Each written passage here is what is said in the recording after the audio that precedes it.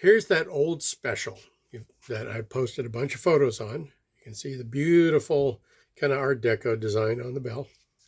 This horn has been completely undented, cleaned, polished, and I didn't lacquer it. What I did put on it is I put on that Renaissance museum grade microcellular wax to seal the horn.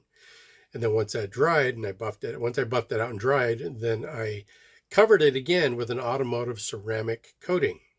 So it's protected. I mean, it's not going to be like lacquer, but it'll be protected and it'll be less dead because without the baked on enamel lacquer that it probably originally came with.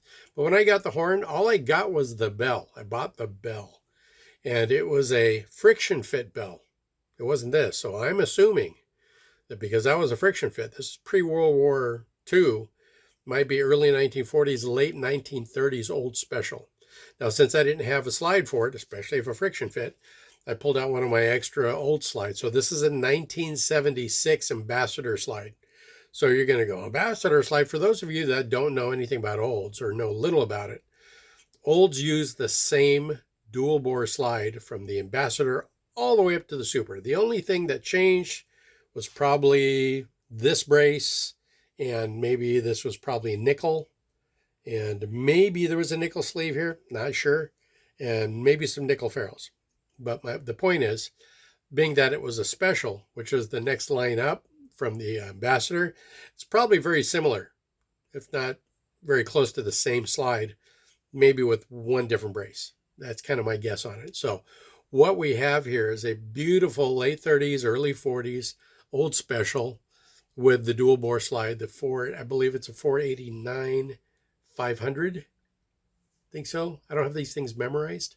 But same slide. They used it on the Ambassador, Special, Studio, and Super.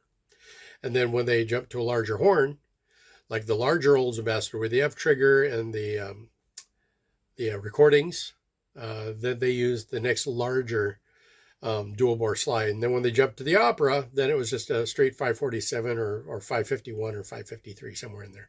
Anyway, so here's the horn. I'm going to go ahead and do a little playing demo. Just forgive the mistakes, okay? So I'm going to do a little bit of A Night in Tunisia.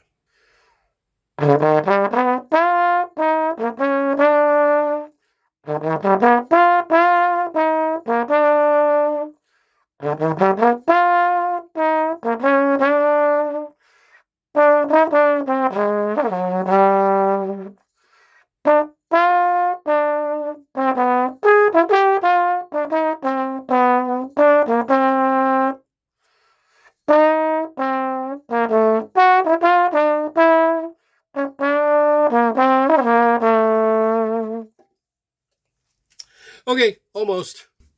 This is Where Is the Love? It's a little more high range stuff.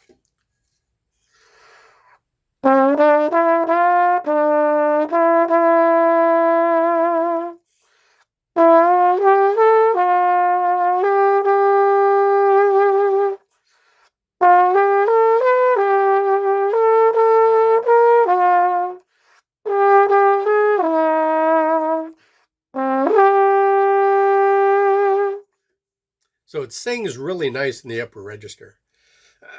So I'll do I'm getting sentimental over you, a couple lines, and that's going to kill me. So I'll stop right there.